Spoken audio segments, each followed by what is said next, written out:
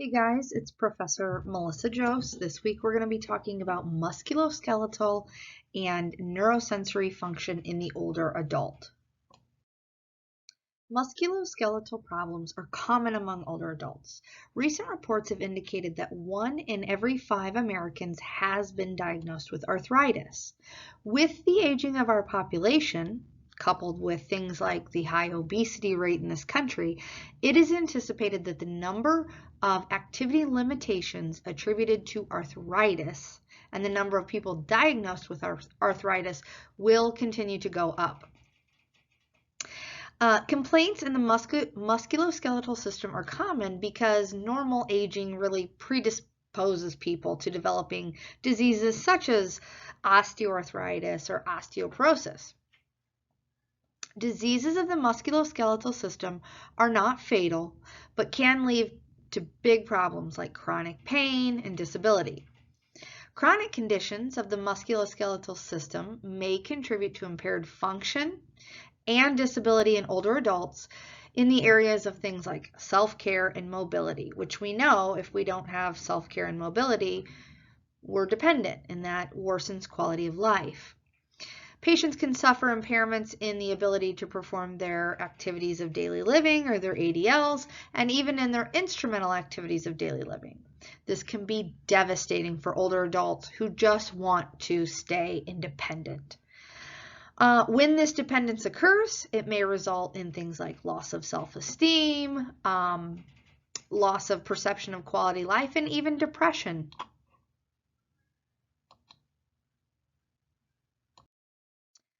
The musculoskeletal system can be affected in numerous ways by the aging process. A pronounced decrease in muscle mass occurs as we get older. So you get atrophy of the muscle, and this loss of strength occurs gradually over time. The actual number of muscle cells decreases, and actually they are replaced with fibrous connective tissue. And so as a result, you get less muscle mass and tone and decreased strength. Also, the elasticity of the ligaments, the tendons, the cartilage, that all decreases, resulting in weaker bones. We get things like the discs between our vertebrae begin to lose water. This causes a narrowing of the vertebral space, which actually leads to shrinkage. People can lose 1 to 3 inches of height over the course of their lifetime due to these shrinking of the intervertebral discs. Posture and gait change. Posture as a result of changes in the spine. The spine assumes a position of flexion, and changes in posture result in a shift in the center of gravity. So like, for instance, in men, the gait becomes this smaller, stepped with like a wider stance. And women, on the other hand, become more bow-legged. They have a narrow standing base, and they walk with kind of a waddling gait. So that's one thing. But all these changes mentioned, they can lead to pain, impaired mobility, self-care deficits, and the big thing is they increase the risk of falls for older adults. So let's talk about falls in older adults. It's approximately 1/3 of those over the age of 65 have a fall each year. A recent report from the CDC found that in 2016, over 2 million non-fatal falls resulted in ER room care, and of those 2 million, 850,000 got admitted to the hospital due to their injury that they sustained. These could be moderate to severe injuries, hip fractures, lacerations, traumatic brain injuries. It's been estimated that residents have a 50 to 75% increased incident in falls in nursing homes. So the mean incident is 1.5 falls per bed per year. So, I mean, you're basically guaranteed to fall once you go into a nursing home, which is a terrifying thought.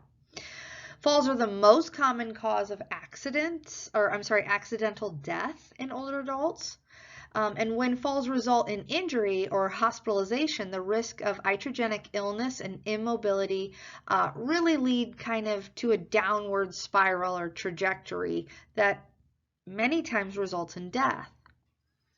Falls may also cause a cycle of disuse. So this pattern of disuse usually occurs after the individual experiences repeated falls. The fall experience causes fear of falling, and to avoid falls, the individual basically stops moving. And so then they get decreased mobility, which leads to decreased muscle strength, joints get more stiff, pain develops. All of this results in more disability, more loss of independence, and really overall frailty. So it's a very vicious cycle. So fractures are a common problem for older adults that often result in some loss of functional ability. And a fracture is a break or disruption in the continuity of bone. Fractures may occur because of trauma to a bone or a joint, or they may be the result of what we call a pathological process. This could be caused by things like osteoporosis or neoplasms or cancers that contribute to bone fragility. When bones are subjected to more stress than can be withstood, then a fracture can occur. So stresses on bones may be from major traumas, such as like car accidents or from falls. Really, falls are the most common cause of fracture in older adults. The most frequently occurring fracture among older adults are hip fractures. Also, fractures of the proximal femur, colles or wrist fractures, vertebral fractures, and clavicular fractures. Fractures can be classified as either open, meaning they came through the skin, or closed, and they can be classified by their location in the body or the type of fracture. And as you can see here in the picture, I showed some different types of fractures. So what do you need to know if you encounter a patient who has a fall or they think they might have a fracture? Well, the history given by a patient with a fracture usually will include trauma followed by some sort of immediate local pain, right? They tend to have tenderness, swelling, muscle spasms. There could be deformity, there could be bleeding, and typically loss of function are also seen with fracture. It is important for the nurse to carefully evaluate vital signs and level of consciousness after a person sustains a fall to determine, for starters, what may have been preceding factors that led up to the fall. Was the patient aware that they were falling? Did the patient know he fell? They slipped? Did they trip? Were they incontinent before the fall? These are things that we want to ask when we're doing our exam. When a fracture is suspected, we want to look for, can you move the limb? Is it painful? Is there a color change? Is the leg cold or hot? Do you have pulses in the leg, sensation in the leg? These are all very important. Or I guess it doesn't have to be the leg, but and if fracture is open, is there blood? If there's blood, of course, we want to apply some pressure with a dressing of some sort, preferably sterile dressing, and try to immobilize the fracture. Now, the thing to know, and this is like a board exam question, is if a person breaks their leg, the legs, the femurs, the long bones have a lot of fat in them. And so these people can develop a fat embolism. And people who develop a fat embolism, it will go to their lung and they will become immediately short of breath. So anytime you're worried about somebody who has a leg fracture, you should immediately go to airway and be thinking about airway issues. So speaking of hip fractures specifically, I was talking about all kinds of fractures before, but hip fractures are the most disabling type of fractures for older adults. They're usually caused by falls, and they result in a direct boom trauma to the hip. Here's the staggering facts, folks. 25% of patients older adults, you're over 65, if you fall and break a hip, will be dead within 1 year after breaking your hip. That's terrifying. The complications of hip fractures are generally related to the fact that you're immobile. They include things like developing pneumonia, sepsis from UTIs because you can't get up and go to the bathroom anymore. Pressure ulcers is a huge one. So, with the growing number of older adults, especially we're getting much older, we have a lot more people over 75 than we used to, incidents of hip fractures are going to continue to rise.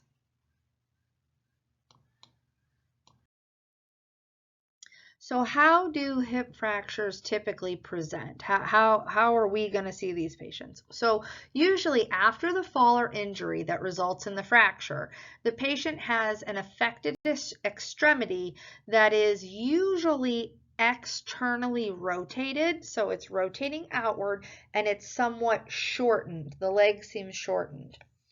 They're going to have tenderness, severe pain at the fracture site can often be present, and immediately after injury, the joint needs to be immobilized. And so the way that we do that is through usually like Buck's traction, which is what this is a picture of here. This is someone who's in Buck's traction. After the patient is stabilized, then surgical repair is really the preferred treatment. So that ortho would need to be consulted and surgery would need to be done. The type of surgical repair, however, depends on, the location of the fracture, the type of the fracture, and it may include internal fixation with things like pins, screws, plates, or some other kind of prosthetic replacement of the femoral head.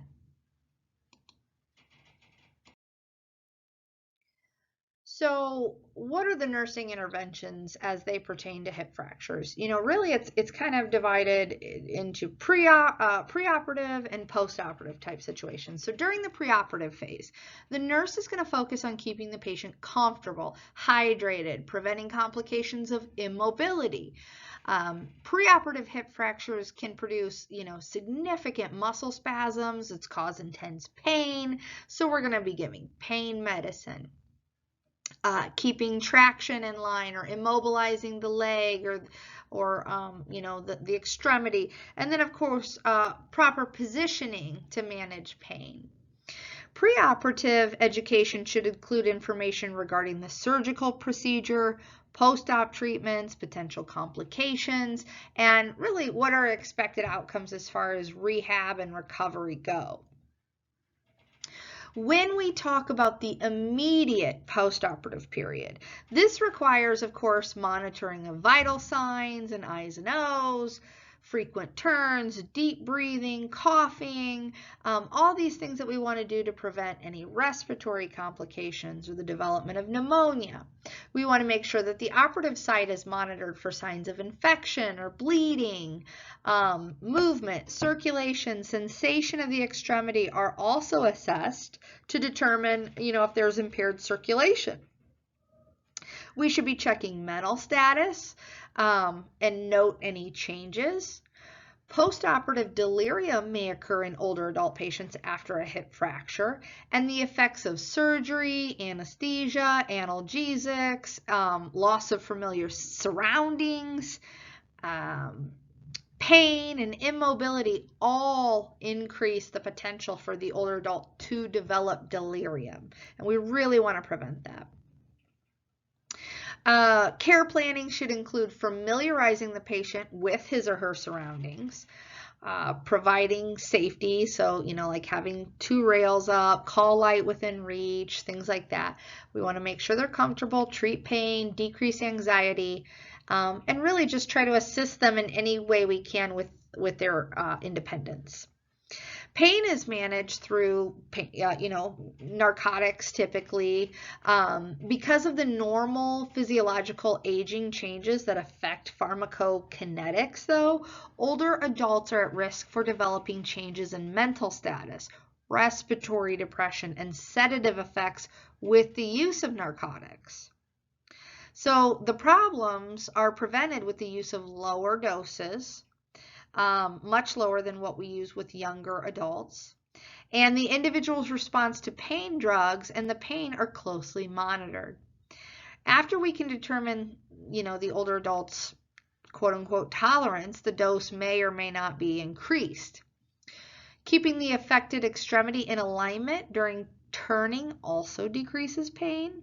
And this is done with the use of pillows or like a wedge between the knees or an abduction splint.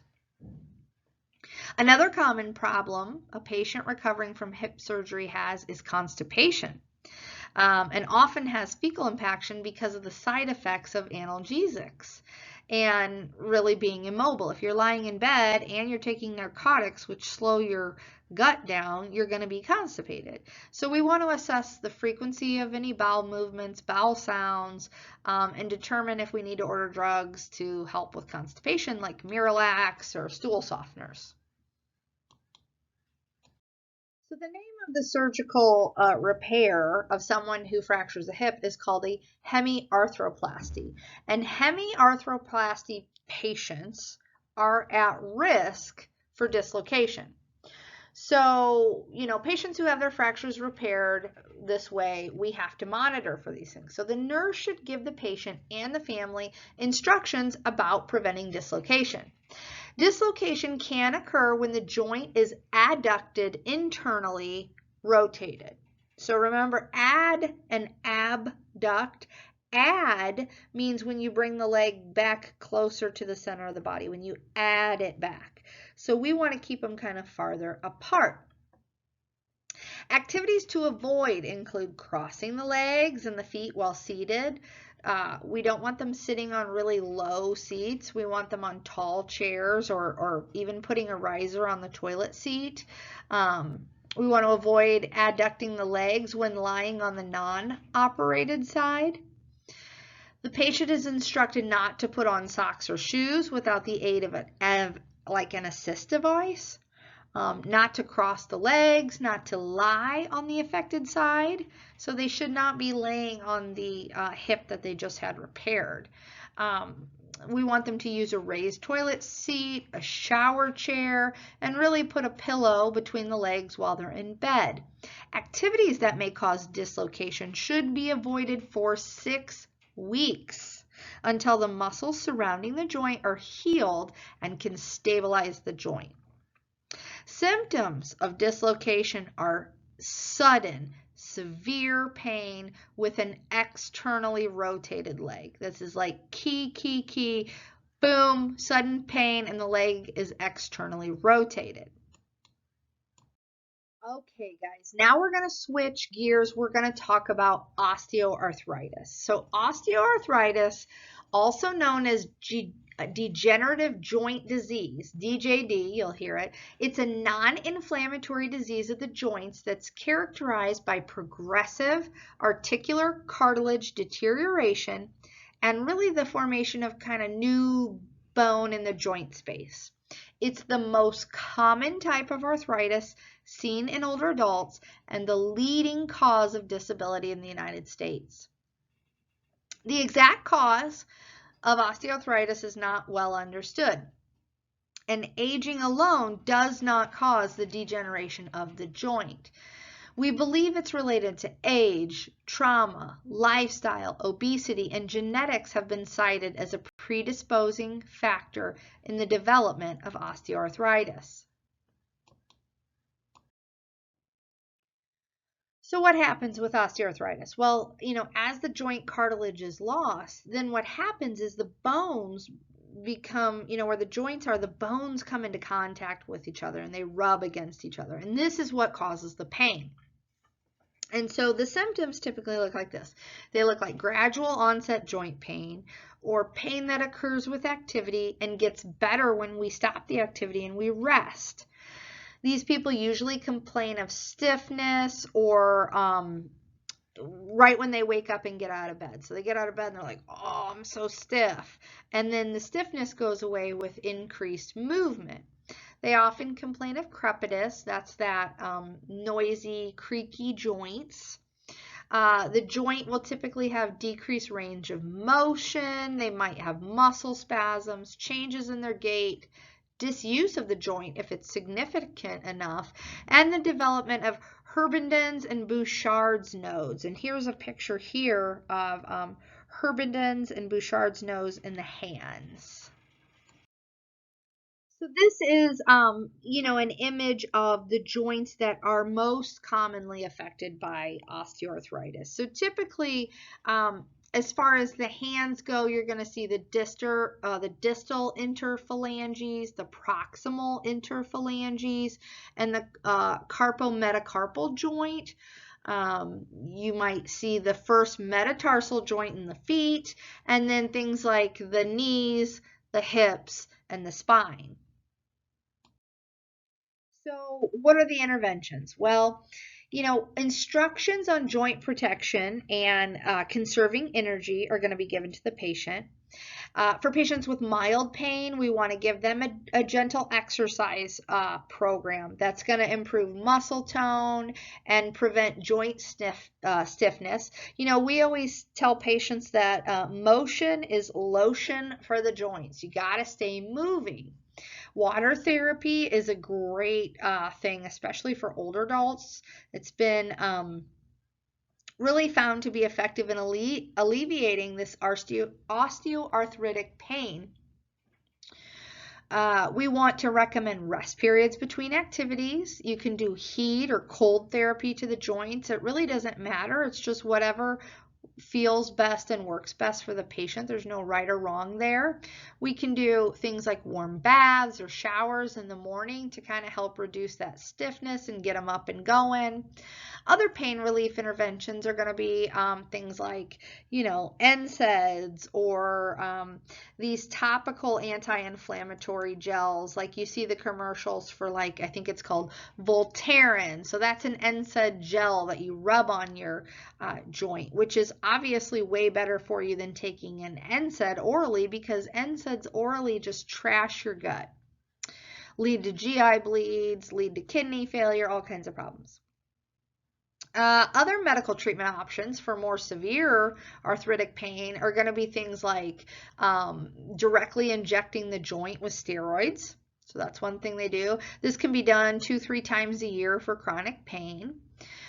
More recent development in arthritis treatment is now not only are they injecting steroids, but they're injecting hyaluronic acid into the painful joint, and it seems to be having improved outcomes. So it seems to be a good thing. Nurses should be educating patients about these conservative measures for treating the symptoms of arthritis. Information regarding correct dosing of oral drugs, times that they would be contraindicated, side effects, all those things. We have to educate our patients on these drugs, especially those nasty NSAIDs. If these conservative measures don't work for treating this arthritis, then what are we going to do? Well, as patients become more and more disabled, we consider surgical options. So the main indication for surgery is severe pain and increased disability. The surgical procedure most often used is arthroplasty, which is, a surgical replacement of the involved joint. Joint replacement surgery is currently successful for many joints that are involved in arthritis. The big ones that we see replaced are shoulders, elbows, fingers, hips, and knees. Not so much good luck with the ankles yet. Other surgical options include arthroscopic procedures. So arthroplasty is when they replace it. Arthroscopic is when they go in and try to clean it out. These procedures, they don't replace the joint, but they can improve the function and help reduce some of the pain. All right, switching gears again. Now we're going to talk about rheumatoid arthritis. So rheumatoid arthritis, or RA, you'll see it, is a chronic systemic inflammatory disease that causes joint destruction and deformity. And it really results in significant disability. The onset of the disease most commonly occurs in 30 to 40-year-olds. However, RA can develop in older adults, and we call that elderly onset rheumatoid arthritis. We don't know the exact cause, but the most widely accepted theory is that it's an autoimmune condition, and it leads to this inflammation. Joint involvement most often starts in the hands, in the proximal interphalangeals, in the metacarpal phalangeals, and the wrists. So it's typically in the hands first. In the later stages, it will affect the knees and the hips, and so on and so forth. So, the course of rheumatoid arthritis is variable. Generally, the onset is gradual. And so the course is really one of like, they have these aches and pains and then they go into remission. And then they have an exacerbation and then remission.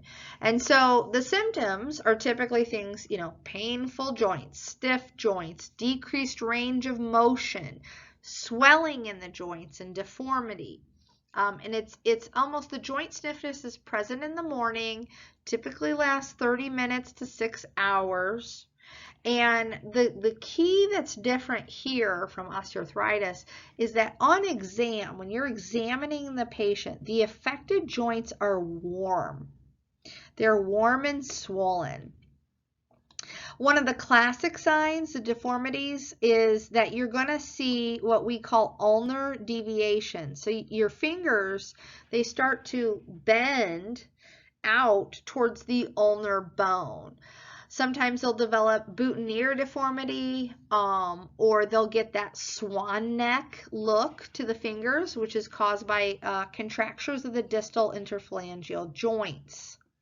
But this picture here, this is classic RA. This ulnar deviation here where you're seeing the hand twist outward.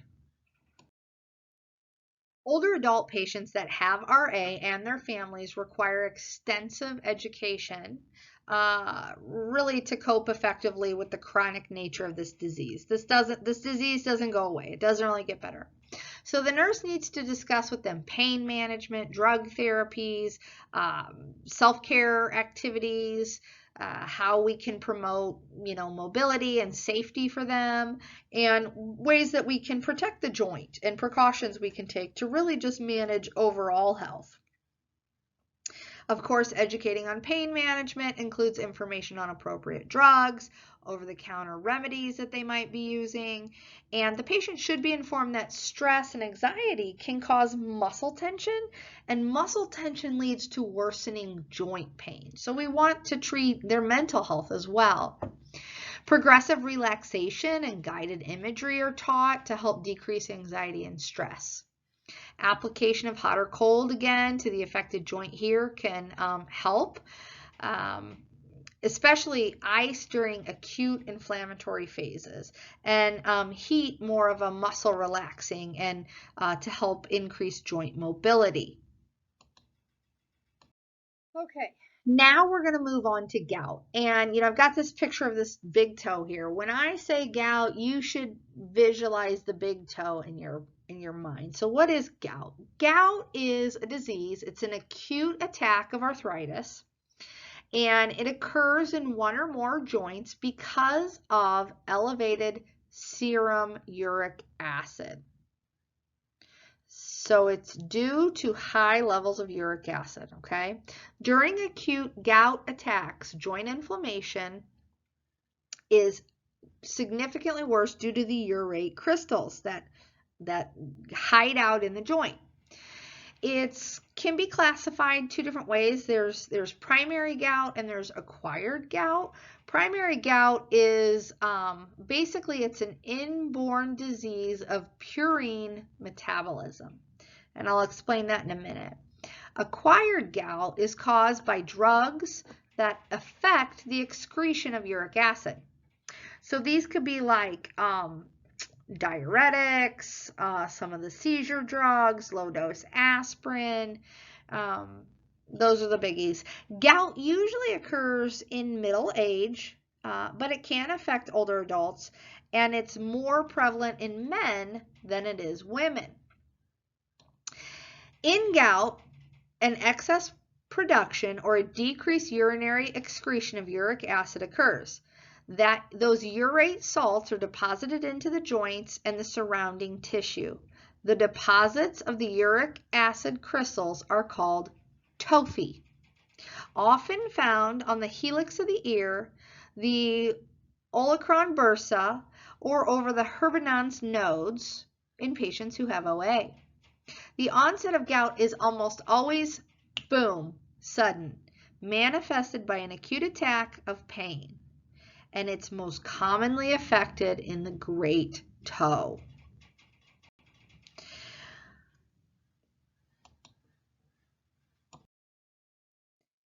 In the acute phase, the goal of managing gout is really to relieve the pain. So during an acute attack, the pain may be so severe that the patient can't even bear weight.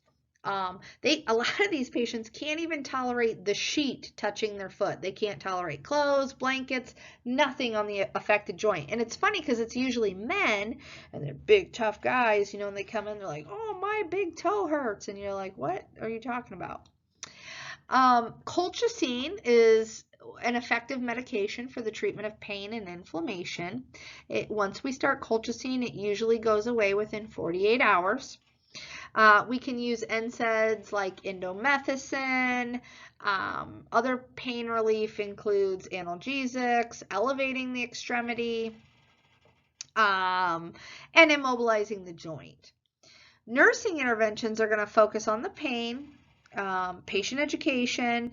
Because obesity and diet play a big portion, we want to discuss that. But so let's talk about this. Foods that are high in purines need to be avoided. So things like alcoholic beverages, things like that. So, foods high in purines are, gout used to be called the rich man's disease. It was a disease of kings and men who had money because they were the only people who could afford the wines and the organ meats and the good meats and foods. And now, of course, we have a soft drink problem. But these are the main culprits for people who develop gout. It's these high purine foods. So we tell these guys with their sad little big toes that hurt, and we go, well, you can't drink and you can't have your soda and you can't have your steak, and they don't like that very much. Okay, we're shaking it up again. Now we're talking about osteoporosis. Osteoporosis is a commonly referred to as a porous bone disease or brittle bone disease, and it's characterized by the reduction in bone mass and loss of bone strength. It affects more than 10 million people in the US, and it's really common among postmenopausal women. And bone fractures occur every year secondary to osteoporosis. Bone is constantly remodeling itself throughout life, and the process of bone maintenance is constant. Old bone cells are removed or reabsorbed by those things called osteoclasts, and the new bone cells are formed by osteoblasts. The complete process of bone remodeling takes about anywhere from 4 to 8 months. Bone mass is accumulated in the early part of life. Bone mineral density increases until approximately age 30 when peak bone mass is reached. Anything that interferes with the normal process of bone remodeling can lead to the development of osteoporosis. Conditions that contribute to this process include renal or hepatic failure, endocrine disorders such as hyperthyroidism, hyperparathyroidism, type 1 diabetes, rheumatoid arthritis, CKD. Other factors include things like heredity, genetic predisposition, lifestyle, age.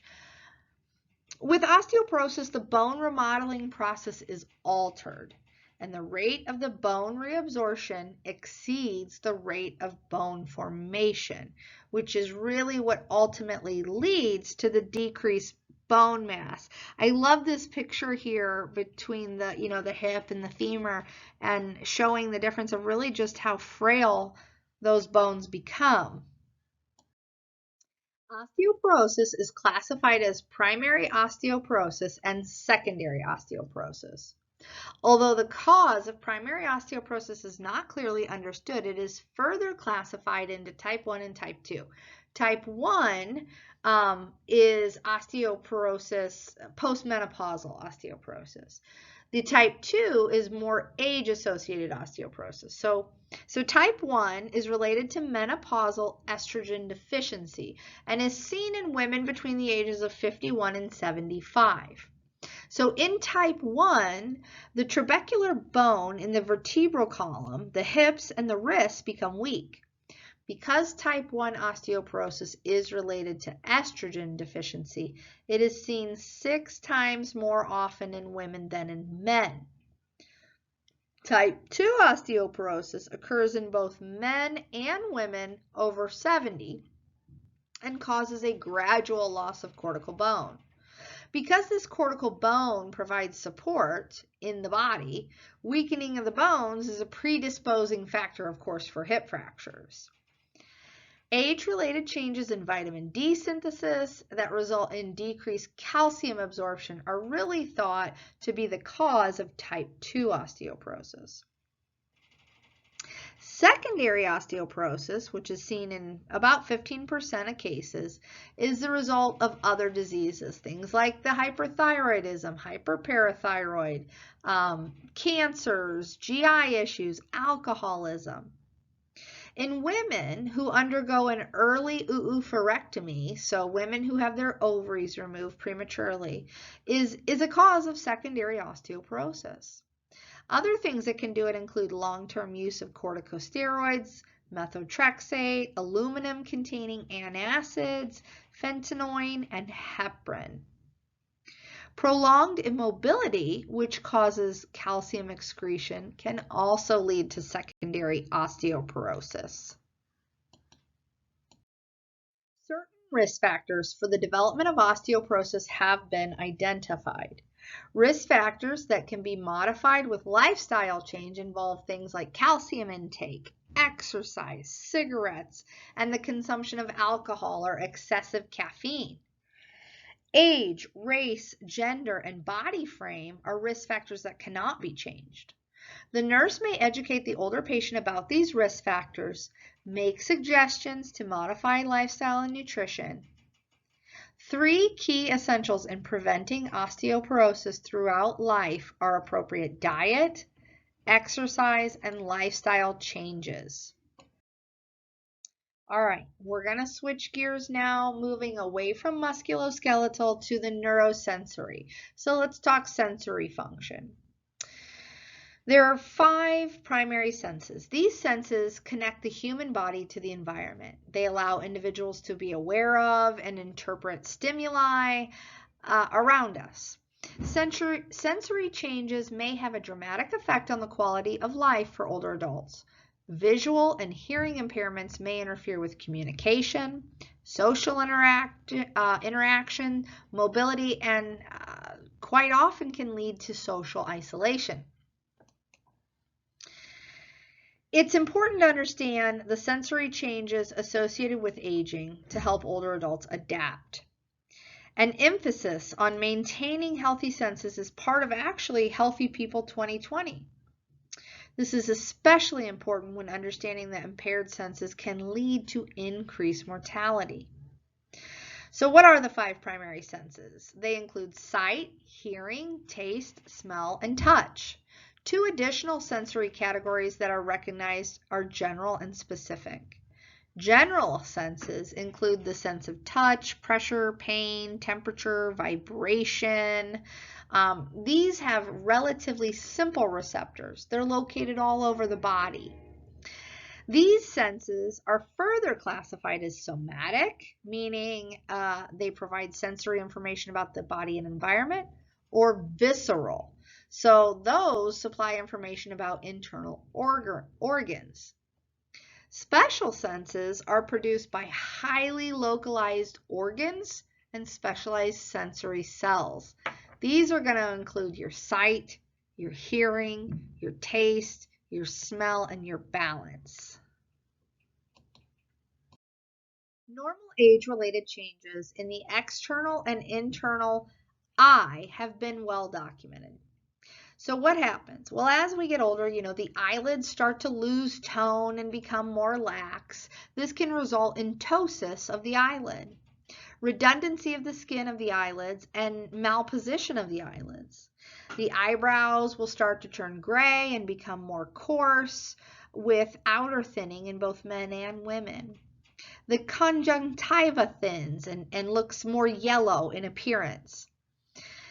This membrane also becomes dry, which diminishes the quality and quantity of tear production. The sclera can go on to develop kind of like a brown spot, and the cornea begins to yellow and develops a noticeable surrounding ring, which is made up of little fat deposits called arcus senellus. The pupil will decrease in size and lose some of its ability to constrict.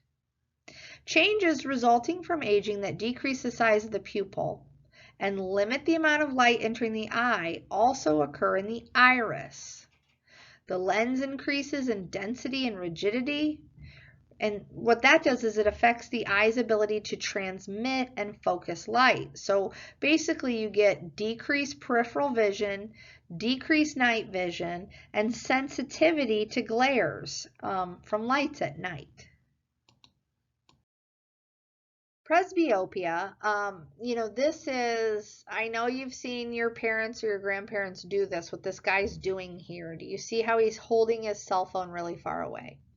So why does this happen? Well, presbyopia is the most common complaint of adults over the age of 40. That's when it starts to occur.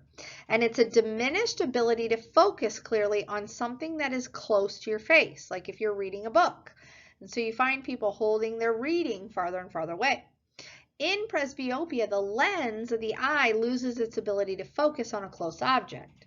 So accommodation becomes impaired as the lens thickens and loses its elasticity.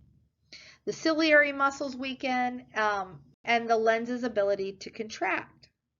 Treatment really is glasses. So these people get glasses or bifocals. And now let's talk about glaucoma. Glaucoma is the second leading cause of blindness in the United States and the first cause of blindness among African Americans, especially over 40. Although glaucoma does not, occur at any specific age, the older you are, the more at risk you are. Glaucoma is a group of diseases that can result in vision loss and leads to blindness due to really damage of the optic nerve. The most common form is open angle.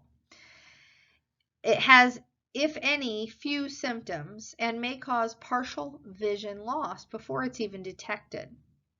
The major public health problem affects 3 million people and is associated with more than 120,000 blind older adults.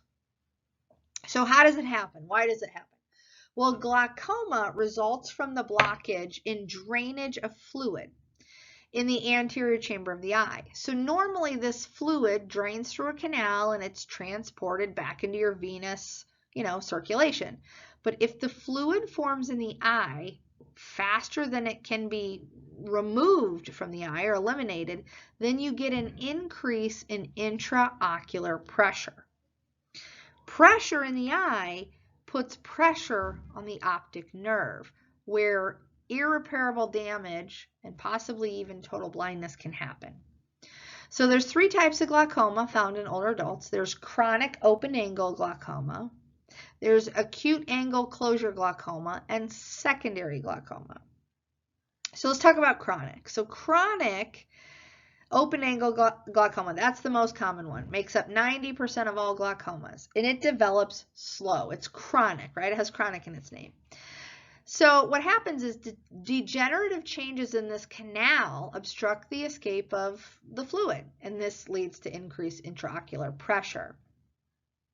It can damage the vision so gradually and painlessly that the person really becomes unaware that their optic nerve is being damaged so badly.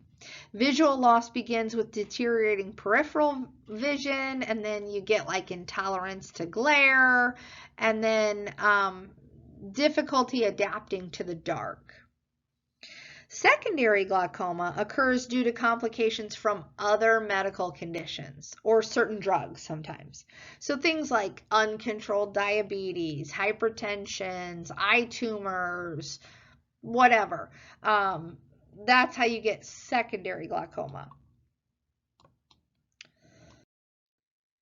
So acute angle closure glaucoma, that's the bad one. Okay, this here is a picture of acute glaucoma, and it occurs very suddenly because of all of a sudden there's a complete blockage of that drainage system we talked about. This is a medical emergency. It requires immediate medical attention to avoid severe vision loss or total blindness.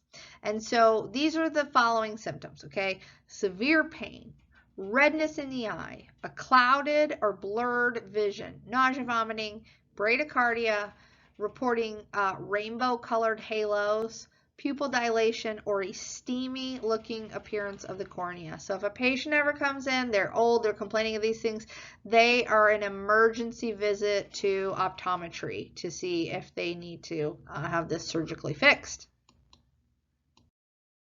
Now we're talking cataracts. I know you all know what cataracts are, that white hazy eye that you see in older adults, or sometimes your old dogs will get cataracts. But cataracts are the most common disorder found in the aging adult. Although cataracts are considered a, quote unquote age-related condition, it can occur in younger individuals, people in their 40s and 50s, but just typically doesn't have the significant visual effects. More than half of Americans over the age of 80 have a cataract or have had some sort of procedure for a cataract. It can occur in one eye or both eyes, but and in addition to aging, the other risk factors include smoking and prolonged exposure to UV light, or diabetes is a big one. So what happens? Why do you get that cloudy eye? Well, changes in the lens as you age lead to cataracts. So over time, protein in the eye that's meant to keep the lens clear and allow light to pass through starts clumping up behind the lens. And so this clumping of the protein creates a cloud in one small area of the lens, and the cloud is called a cataract. As the cataract grows, vision becomes really more difficult, including like a reduction in sharpness, and the lens itself becomes discolored over time with sort of a yellowy brown tint. Age-related macular degeneration, or AMD, is the leading cause of blindness among people over the age of 50 in the US. It does not cause total blindness, but what's really key about it is it results in loss of central vision. So this picture here is a picture of you looking at this young girl. And on the left, you can see her entire face.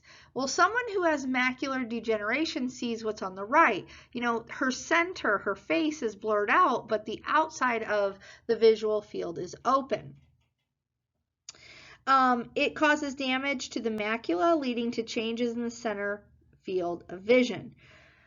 The cells within the macula are diminished in functionality with age, and replacement of the damaged cells decreases, causing irreversible damage to the macula. As a result, the central visual acuity declines, making the performance of daily activities requiring close vision very difficult to do.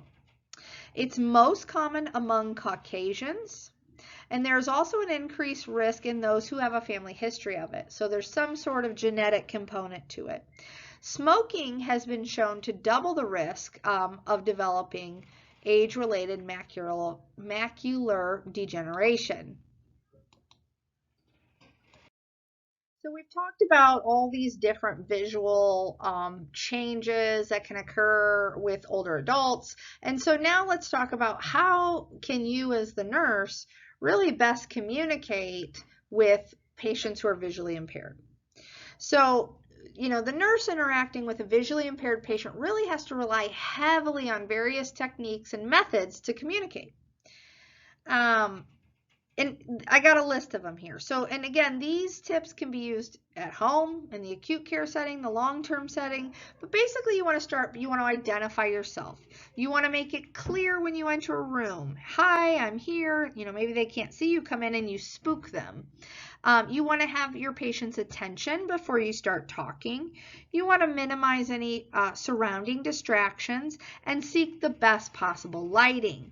You want to narrate your actions as you're doing them.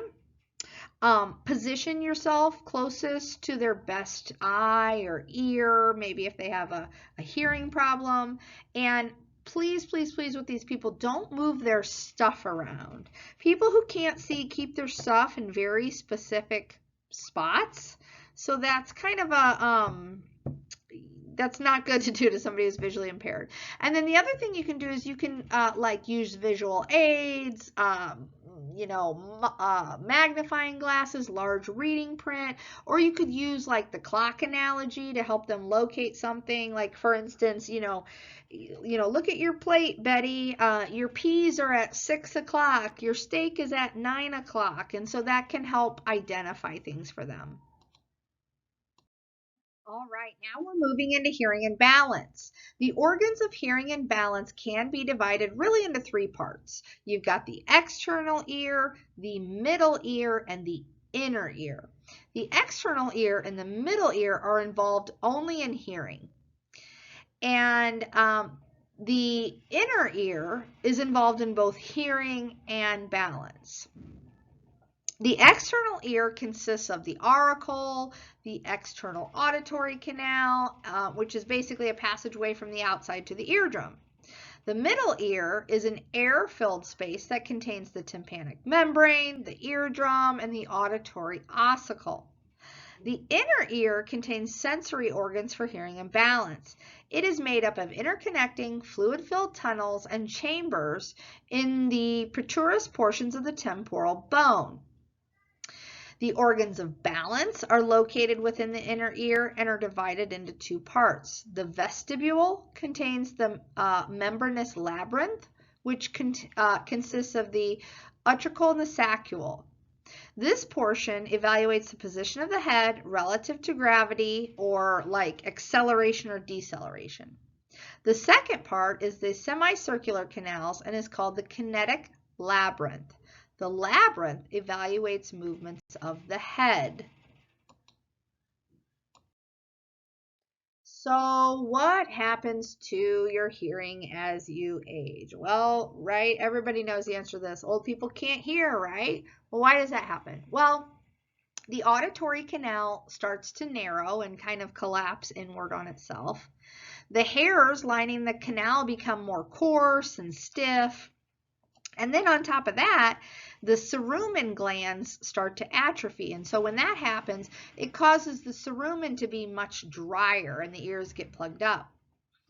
In the middle ear, age-related changes in the tympanic membrane cause dull, retracted, and gray appearance. Degeneration and calcification of the ossicular joints in the middle ear has also been noted. Finally, changes within the inner ear result in decreased vestibular sensitivity. Age-related balance decline is caused by a combination of really decreased sensory input and the fact that the motor response time slows down in older adults, and then of course really overall musculoskeletal limitations. So let's talk about tinnitus. Tinnitus, which is a chronic combination really of both conductive and sensorineural hearing loss. It is a subjective sensation or a noise in the ear of, like, most people report it as ringing in the ear, but some people will say buzzing or hissing. Tinnitus occurs more frequently in whites, and the prevalence of tinnitus is almost twice as frequent in the South as it is in the Northeast. I don't know the rationale for that, but I thought that was kind of interesting. Individuals at any age can experience tinnitus, but its prevalence increases the older you get. For most, it's an annoying and bothersome condition, but for others, it's indicative of a permanent hearing loss or maybe even tumor. The most common causes of tinnitus are noise or toxin damage to the hair receptors of the cochlear nerve and age-related changes in the organs of hearing and balance. Tinnitus is not a disease, but rather a symptom associated with many diseases, conditions, and medical treatments. So what are the nursing interventions? Well, when patients complain of tinnitus, there are some things that we can do. We can treat any correctable problems. So like if, a cerumen impaction is causing it, we'll clean out the cerumen. Maybe that'll help. We can soften loud sounds through improving the acoustics. We can provide earplugs to these folks.